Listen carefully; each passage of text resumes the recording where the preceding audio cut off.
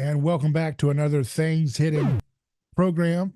On our show, we talk about current events and anthropology together. And I'm going to continue this series of monologues where I'm defining terms that I've used over the years and explaining how I see events unfolding in history and in current events. And I'm tying it back into the study of mankind as found in the biblical text and in church history. We can go there too at some point and have. But I want to ground all of this back into the biblical anthropology. Rene Girard was helpful with mimetic theory in helping us start this conversation anew and add to what others before him, including folks like St. Augustine, were getting a long time ago. But we want to continually build as humanity fully starts to, or not fully, but ever so slowly starts to uncover and understand the full implications of the gospel. Today's term is gospel technology. What is gospel technology? This is something that I coined a while back to explain a certain type of phenomenon that human beings are called to engage in. Ecclesia is the called out ones, those who are called out to be a part of the body of Christ. What does it mean to be a part of the body of Christ? To imitate Christ as a collective of a collective community that shares its commonality, it shares its union in the imitation of Christ, his disposition, his attitude of forgiveness, mercy, and grace, his nonviolent, non-retributive dealings with other people, his self-giving leadership, rather than self-aggrandizing spirit, his penchant for telling the truth at all times and doing so with love. All of those things ground the community of Christ's body. And there are corporal bodies of all around us, of dead philosophers and wannabe Jesuses, wannabe Messiahs, all over the world that have ideologies, diet gurus, philosophy gurus, all kinds of things. And so the Christ body is the one that they're all trying to imitate in different rivalrous ways. But we're going to talk about what gospel technology means. What does gospel technology mean? First of all, let's start with the gospels themselves. These were events recorded about the life of Christ: Matthew, Mark, Luke, John. Now, those different gospels are announcing good news, the good news of freedom, liberty. And those texts themselves are a technology. And also the New Testament has gospel technology effusing it. And of course, the Old Testament has gospel technology all around it, all in it, pointing it towards what the gospel stories are going to capture. They use language.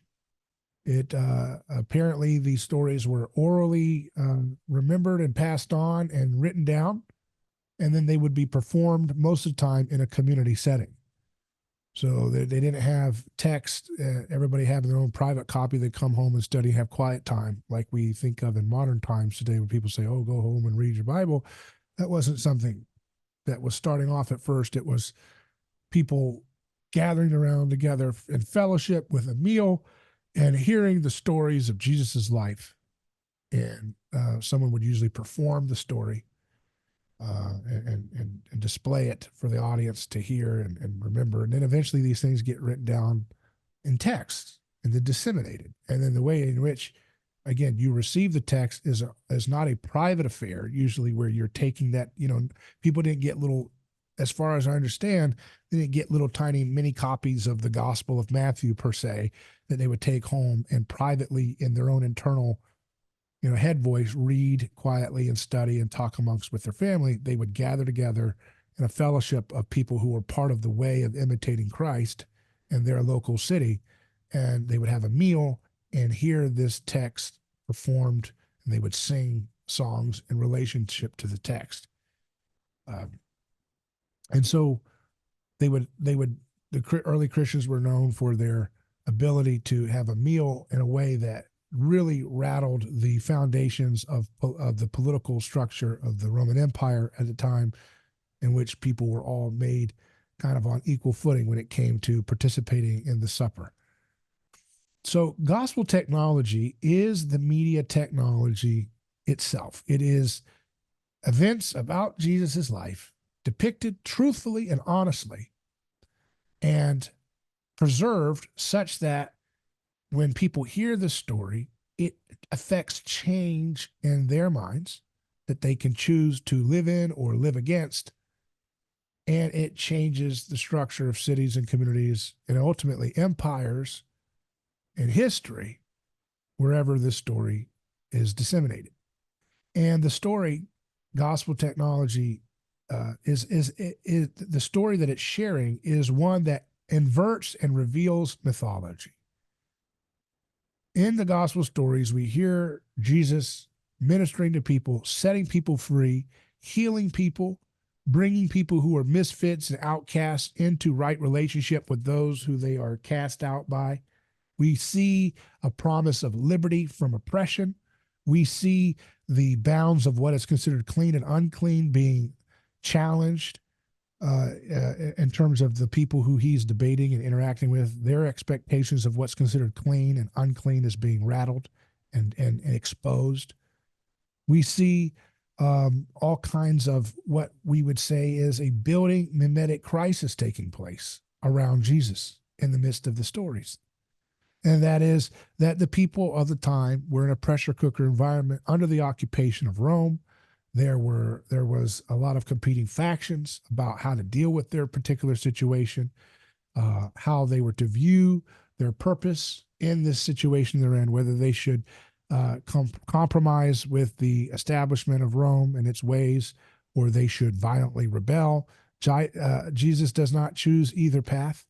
He does not choose the path of violent revolution against the establishment, and he doesn't choose the path of compromising and making a watered down alliance with corrupt leadership. He chooses his path, the way, which is the way that all human beings have been encountering since the story has spread. So the gospel technology is a piece of media technology that when humans encounter it, allows them to see with new eyes their own self in relationship to others, in relationship to God, in relationship to their community, and then act accordingly in imitation of that media technology. And so mythology is hiding violence and distilling values and a kind of distillation that allows people to hear the story and kind of reinforces taboos being prohibited because you don't want to break open that panoply basically and unleash the sacrificial violence that is required to keep out of control violence at bay. So in mythology, we, as Gerard says, we do not invent our gods, we deify our victims. We find primordial chaos at the beginning of creation myths and mythology. These myths are not some kind of scientific report about the creation of the universe in a kind of detached way, but rather the creation of the universe as their people understand it, which means the creation of their people. And it starts in primordial chaos, which is a sign of undifferentiation, a sign that tensions have been building and building and building to the point where people are in a state of disarray and aggression and violence is spilling out in a way that is very unstable psychologically and socially. And then those mythologies are resolved. They resolve that crisis with some type of sacrificial violence, usually a god doing something to another god. And Girard realized that those gods were projections, psychological projections of the shared transcendent experience that people experienced when they actually scapegoated and purged and killed a common real life victim to resolve their tensions between each other. And so that ability to hurt a third party because you can't fully resolve your tensions with your neighbor is the heart of the psychological move that is mythology. It It tells you basically don't steal, don't kill, don't go on a murder rampage, don't go on taboo breaking patterns like incest and bestiality and other things. Don't do those things because you're going to create a cycle of tit for tat aggression, which is ultimately going to spill out of control and going to require us to, find a suitable candidate for sacrifice to appease the gods. In Girard's reading of mythology, the gods are really the crowd. The crowd is the god. It's the psychological experience of feeling swept up in a transcendent unity in a situation in which you were at first at odds with one another, and then that transcendent unity that binds everybody together feels like literally a kind of alien deity that has been manifested through the process of sacrifice. That only an alien deity or a deity of the woods or a deity of the river or wherever else these gods are found relative to the context by which that experience of transcendence happens, that shared transcendent unity that, man, I'm a part of something bigger than myself. Something bigger than myself has appeared amongst us, is situated in the actual victim of the sacrifice, because you start to say, well, who alone was the one that brought us together? Who alone taught us not to do certain bad taboo breaking behaviors? It must have been that person that we just murdered together. So that person was actually not just a demon, but also a good deity. And that's why so many of the deities have bad sides and good sides. They can get very vengeful and wrathful, but they also have a side that is salvific and comes to the aid of people. And that kind of duality of so many of the different deities we see across world history is accounted for by the fact that scapegoats at first feel like monsters and evil people, because when you really truly believe that this person is the cause of all your problems because of their arbitrary difference that they have that seems to stand out from everybody else, you truly believe that they really are the cause of your agitation with one another. And by uniting together and saying, yeah, we all agree this person truly is guilty, and expelling that person, it is a very relieving feeling, because you feel like you've beaten the problem. You feel like you've overcome the problem. That was basically related to that which they were accused of. I mean, you look at minotaurs as a human and an animal, and that's kind of a symbolic representation of someone being accused of transgressing the taboo against bestiality.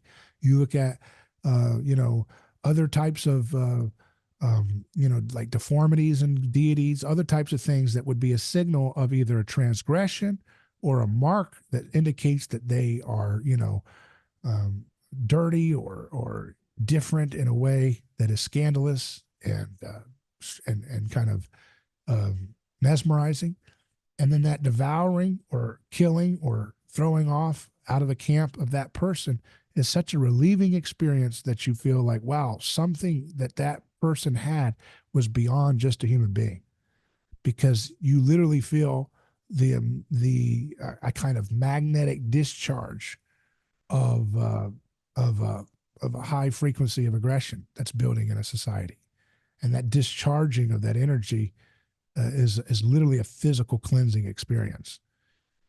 That's what the scapegoat mechanism is about. That's what mythology is about, and the gospel technology goes step by step through that process and shows it for what it is, that it's not the gods demanding sacrifice, but rather human beings demanding sacrifice, and then projecting it into the sky as if the gods made them do it, as a way of kind of processing the magic trick that they've devised unconsciously and making it persist through the ages as a weapon, as an antidote to chaos when things get out of control in terms of people's sense of self. And I know this sounds high concept, but it's not. I mean, think about how maddening someone gets when I like to always bring it back down to the most basic level, like childhood taunts. If someone says they want to play the copycat game, and they literally copy every single thing you say, and they won't stop. And sometimes the kid will do it over and over and over again, persistently getting every word you say and every sentence you say perfectly correct right after you say it. And it's a feeling of kind of a maddening sense of, man, okay, enough, enough.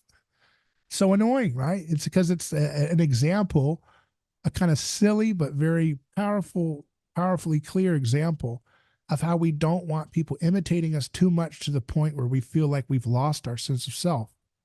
It's a horrible feeling, right? And you can imagine that when people are in that state, it can be positive until it starts to go negative, and still and until things start to get into an aggressive, annoying thing. Like, for example, you can play the copycat game in a way that's fun and everybody's laughing about it and laughing at how we're imitating one another. But then at some point it drags on too long and it feels like now you're just trying to be annoying or trying to be, you know, you're just trying to troll someone, right? And then it's like, okay, enough, enough, enough. And then enough, enough, enough. They say it back. And you say, goodness, stop, goodness, stop. And it just goes on and on and on, right? That maddening feeling is a little example of the psychological feeling that we all have when we're competing too much, when we're obsessed with beating each other too much, when we're trying to one up each other too much. We lose our sense of self. We lose our sense of sanity in that sense. And having someone who stands out in that moment some arbitrarily way. They're too tall. They're 7'3", or everybody else is relatively short. They're 7 foot, or they're, they're too rich. Everybody else is poor. They're a millionaire, or, they are accused of something really scandalous. Somebody says they did something that was really horrible and deserving of judgment and banishment. And that's probably why everybody's feeling bad, is because of their breaking of a taboo, which has brought a curse upon the people, right? Well, that curse is the fact that people are going to imitate that taboo breaking behavior and you're going to have conflict. But you don't think of it that way when you're in a primitive society. You think of it as, well, the gods have put a curse on us. And that's why when that person violated that taboo, we were all feeling bad, right? Or feeling irritated, or feeling angered, or feeling endangered, or feeling threatened. It was not, or feeling paranoid. Those psychological feelings are actual things that we're experiencing one another, but they're being kind of projected as a curse by the gods because somebody was accused of breaking a taboo, like Oedipus Rex, remember? So all of those things contribute to that discharge of feelings. The Gospels walk you through every step of that. There's a crisis time that the community is in. There's competing factions imitating each other in different ways, but then feeling like they're not imitating each other. And so they're in an undifferentiated state, and they believe while they're in an undifferentiated state that they could be farther apart.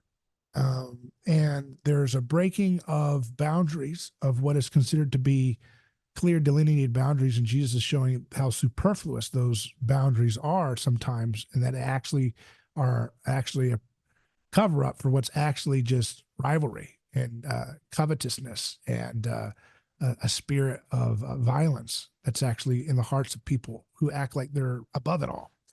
And so he's kind of revealing all of that, and it builds up pressure, and there's attempts to kill him, and it's building and it's building and it's building, and the crowd likes him, and then they abandon him, and they like him and they abandon him, and it's a state of tension is building.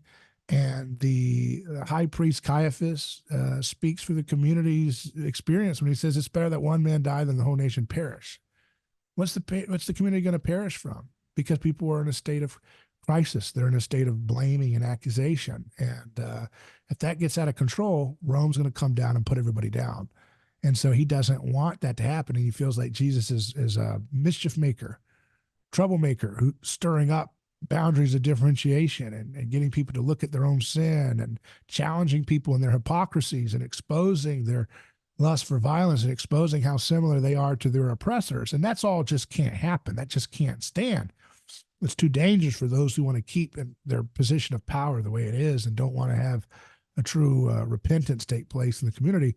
And so it's better to kill the rabble-rouser and unite around that feeling rather than to allow them to continue to bring people into a right mind and break apart their ability to expel their violence onto an enemy other. And so gospel technology accounts for all of that happening. It takes the camera from the position of the winners of history and what they would record about what happened when they scapegoated somebody, which is what mythology is. and it takes that camera and it puts it into the hands of the person being persecuted. And now you actually get to see the truth. And now you get to see the truth that shows that the person is not truly guilty of all the problems that the community feels that they're guilty of, that they're not the structurally guilty one, that actually all of us are guilty of the same proclivities of the scapegoats that we hold up in society. Gospel technology allows us to see that. And then what do I mean by it as a technology? Just like glasses, it allows you to see something you couldn't see without them if you need glasses to see. Just like a microphone allows you to let someone hear from far, far away in a room. And otherwise, your voice could not travel as far to let them hear clearly what you're saying. It allows you to whisper in a way that you around the world can hear me whisper right now. That's a technology amplifying your relationship to this information in a way that expands and basically extends the human species in a different way. That you can do so, obviously, not just with microphone technology, but the internet. That people have high definition video. You can see me in high definition. You can have information beyond just a blurry video or black and white. You can see it in color. You can see texture behind me. You can listen to this on audio, on demand. You can pause it. You can start it again. You can hear my conversation that I'm having with you in Congo. You can hear me in on the base of the space station. You can hear me when you go to the moon. You know, you can take this information and you can extend it in ways that's beyond what people before had because they didn't have this type of media technology. The gospel is a media technology that amplifies the inversion of mythology in its way of structuring society with violence. It amplifies the truth of that in different ways. And as it amplifies the truth of that disclosure of mythology, it affects people and it affects people's relationship to their neighbors. That's why Girard is keen to point out that there are persecution texts that we find in history in which whole communities are blamed for poisoning the river supply or poisoning a whole community, and they're expelled.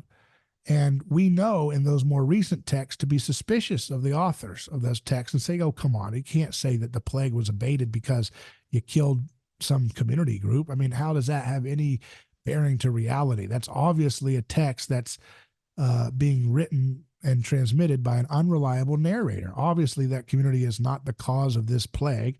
Obviously, if you throw them off of a cliff or kill them or whatever, that's not how this plague was resolved. So I know to be suspicious of this text when it accounts for things. Now, it is a text that has partial mythology and partial realism in. When you look at texts throughout history after the gospel technology themselves arrive in history, texts themselves start to become more realistic in relationship to the gospel being more realistic than mythology. The Gospels have a gritty account. It's not about Jesus flying in the sky and you know he meets a bird man that sprinkles stardust onto the land and out pops you know monsters and stuff. It's not mythological like that. It still shows divine miracles taking place that defy our conventional understanding of how nature is supposed to work from what our limited understanding of nature shares with us. But it also, it doesn't just, you know, have you know, miracles in a detached way. It's all grounded in a gritty eyewitness report style of depicting events. And it depicts it and shows that Jesus, far from being the guilty one, as all mythology situates their gods and scapegoats as guilty, it situates Jesus as innocent of all the accusations, innocent of all the crises that he's supposed to be satisfying with his death. And it shows that it's not Yahweh or any God that's demanding that he die, but rather human beings trying to speak collectively as if they can create a transcendent psychological memory that they call a God. That's what it's revealing. And so all of that starts to permeate throughout history, and it affects us in different ways depending on how that media kind of infects whatever media we use. So when we have newspapers, gospel technology can be manifested when you see a page depicting the corpse of Emmett Till with the casket open. That photograph is a piece of gospel technology that affected people's minds and perspectives about the way African American people are being treated at that time in certain areas and certain communities, that they're being so dehumanized to the point of being murdered in grotesque ways and horrific ways. And that Emmett Till, that horrific image of the pain and desecration of a child of God, right? That photo of it is a form of gospel technology, revealing the structural innocence of this boy and revealing it so that the effect of trying to go along with collective mobs attacking and structurally oppressing individuals like that young man would no longer be able to maintain their currency. It would undermine that psychological experience of lynch mobs and lynch mob type views and cultural habits that were being built into the community at the time. So it is a form of gospel technology to see the photograph. They didn't have photographs in Jesus' time. Okay. When you have a radio broadcast, right, and it's telling the truth about what happened to a person who was unfairly accused of a crime they didn't do, and you get to hear that on the radio, that is a form of gospel technology, that you're seeing the victim's news report telling you the truth, that this person that was accused of something they didn't do is innocent and should be vindicated and should be not treated in the way they're treated. When you watch a documentary exploring the abuses of the drug war and how so much of the folks who say they have the sacred authority to stop us from using drugs, namely government bureaucrats, have in fact been guilty of bringing in lots of addictive drugs like crack cocaine into America, like we understood through the reporting about Ricky Ross, Rick Ross, the guy who was, the CIA's point man for bringing crack cocaine into LA and other places. We start to realize that, with documentary filmmaking, we can see scapegoating. We can see how throwing people away for decades for doing something that you shouldn't put people in a rape cage for is certainly something that affects your heart, affects your conscience, affects your ability to bind together around that law, staying on the books and keeping your mind, out of sight, out of mind about the plight of people subjected to that act of criminal law. Same thing for when you hear or see a Facebook post about Amos Miller, the Amish man, who is continually harassed by the federal government, and our state authorities continue to harass him for, selling raw milk and other products to the public. He gets attacked relentlessly, gets raided. Is an innocent man, not harming anybody, but because they have, kind of a vestige of taboos in the form of regulations, they always say, well, we have to, have the right to raid someone like Amos Miller because, people will be sick and dying if they drink, raw milk or whatever he's selling. That's the excuse of saying, well, look, we can use violence and sacrifice this person from the community for an ostensibly nonviolent act, because it's not actually nonviolent to give you the freedom to sell raw milk, because theoretically you could get hurt if someone drinks raw milk that has the wrong bacteria strain in it and their immune system's too weak to handle it. Even though we know all the time people are dying from all kinds of FDA approved drugs, they're dying from denatured milk that's pasteurized because it's harming their body's ability to handle the nutrients because it's been destroyed. All these different things, are contributing to people's sicknesses and death all the time, but they're approved by the king because the king is bought and paid for by the oligarchs that he represents. And therefore the public is told you have to go along with this mythology that it's okay to expel people and put people in assault cages and steal their money and shoot their animals. If you go on their property as a government agent and the dog gets near you, you can shoot it with impunity. It's all okay. That's all a fiction. Okay. And when you watch a movie or see a Facebook post or a video interview with Amos Miller, you learn it's a gospel technology event. It's helping you see through the frivolous nature of a law and a societal pattern of treating people in a new light, which gives you information and ability to change your ways and do something differently. So gospel technology could be a radio broadcast that depicts the truth of a scapegoat event and the experience that people have watching their loved one be persecuted by the collective. It could be an example as silly as, or as small as like a school bully, picking on a person, and you hear about it and the community says, you know what, we're not going to put up with that anymore. We're not going to allow this kid to be picked on. We're going to have different policies in place to stop it. Even if those policies aren't effective, the experience of word of mouth, of telling people that this person has been villainized or scapegoated in a way, is a type of gospel technology. And so we have the ability to creatively use gospel technology in a variety of different ways. We can make movies that tell fiction stories about disclosing the truth of mythology in the same way that the gospel writers disclose the truth of mythology in telling the truth about Jesus's life. We can do that all the time in fiction stories. We can do that in novels. We can do it in short stories. We can do it in poetry. We can do it through performance art. We can do it through theater. We can do it through songwriting and singing. We can do it through television programs. We can do it through documentary filmmaking. We can do it through podcasting. A whole variety of different media are available for us to employ gospel technology, which allows us to see with new eyes the way in which we should relate to our neighbor and the way in which we should relate to violence and our collective participation in it.